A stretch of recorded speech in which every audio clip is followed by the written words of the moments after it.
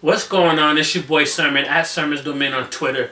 2 Chainz did a very in-depth interview with Rolling Stone, to keep the momentum going for Grove. And in the interview, he kind of talked about the competitive spirit with him and Lil Wayne and how the whole album pretty much got set off by recording Bounce out in Miami. And he also addresses the fact that Kendrick Lamar dropped on the same day as him. And spoiler alert, he's not mad. He likes the competition, that whole spirit of it. And the thing that really jumped out to me is right at the end when the interviewer asked 2 Chainz what's next for him.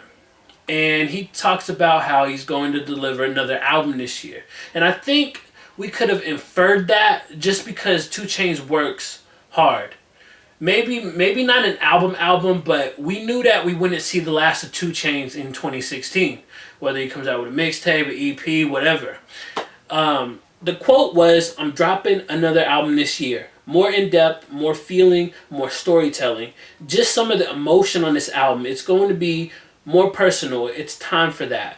I got things that are hard for me to communicate about, but music is very therapeutic for me. I have some things that I just really, really need to get off my chest.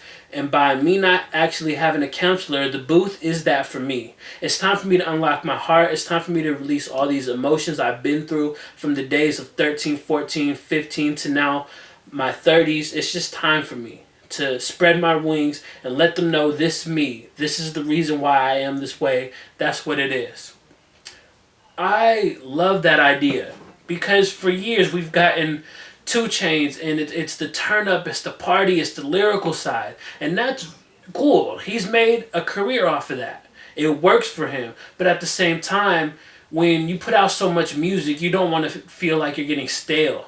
And so I think having his next album go in the direction of being more personal and inviting the listeners into what you've been through your life is going to be really, successful. Successful musically. I don't know about sales wise because Grove didn't sell that much and it was 2 Chainz and Lil Wayne. And I don't envision 2 Chainz next album having a huge hit single unless he can figure out how to wrap that together, because if you're doing an album that's more personal, I'm taking that as like that's what the whole concept is going to be about. So maybe there'll be some turned up songs on there and something that could spawn out into a little hit, sort of like Watch Out did.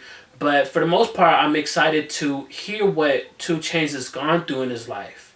For some rappers, they don't let you into their lives. They let you into just a little bit. Like a street rapper, a hustler is going to let you in and talk about the streets, but he's not going to talk about his family or heartbreak or things that normal people like you and I can relate to. And 2 Chainz has never done that. I think one of the reasons why I like Grove a lot was the dedication song, the intro, because that was 2 Chainz being honest and just, paying homage to Lil Wayne and talking about how their relationship began and how much of an impact he's had on him. So I like that. And I think that might be a little hint in the direction of what 2 Chainz might be going for. I'm also curious as to what producers we'll see on that album. I don't imagine him getting Metro Boomin and Mike Will Made It unless he's doing those turned up records. So I think maybe with this album branching out from who 2 Chainz is, maybe it's also time for 2 Chainz to kind of branch out and work with some other producers. Overall, though, I hope this album does come out this year. I hope it does live up to the expectation of being, having more emotion to it.